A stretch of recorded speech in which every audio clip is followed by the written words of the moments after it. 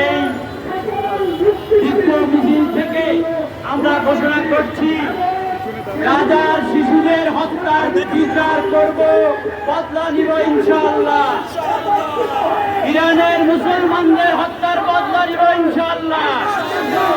বিশ্ব মুসলমানদের উপরে যে নির্যাতন চালাচ্ছে, নিপীড়ন, সন্ত্রাস, আগ্রাসন চালাচ্ছে, আজ বিশ্ব মুসলিম উম্মাহ ঐক্যবদ্ধ হলে আমরা অবশ্যই এই হত্যার বদলা দিব ইনশাআল্লাহ। কোন অবস্থাতেই বাইতুল মুকাদ্দাস প্রথম কিবলাকে এই ইহুদিদের হাতে রেখে কোন মুসলমান শান্তিতে ঘুমাতে পারে না। এই বাইতুল হওয়া পর্যন্ত বিশ্ব মুসলিম কোন অবস্থাতে এই ইসরায়েল জাতি রাষ্ট্রের বিরুদ্ধে এক মুহূর্তেও চুপ থাকতে পারে না। এদেরকে যারা মার্কিন যুক্তরাষ্ট্রের কাছ থেকে ইতিমধ্যে অস্ত্র কেনার চুক্তি করেছেন, ওনারা জানেন এই ইসরায়েল মুসলমানদের হামলা করে সেই ইসরায়েলকে অস্ত্র এবং অর্থ দিয়ে সহযোগিতা করে মার্কিন যুক্তরাষ্ট্র। রক্ত পিপাসু ইসরায়েলের বিরুদ্ধে ঐক্যবদ্ধ হতে হবে।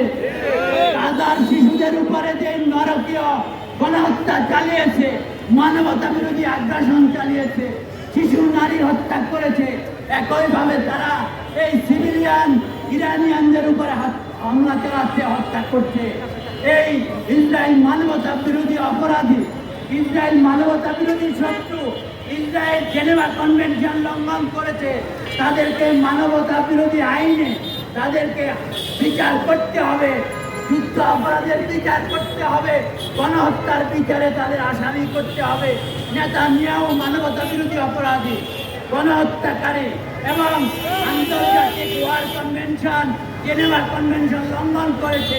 নেতানিয়াহুকে অবশ্যই বিচারের মুখোমুখি দাঁড় করাতে হবে। জাতিসংঘ ব্যর্থ হয়েছে, ওআইসি ব্যর্থ হয়েছে, আরব লীগ ব্যর্থ হয়েছে। মুসলিম উম্মাহকে ঐক্যবদ্ধ হতে হবে। কারোই রক্ষা হবে না।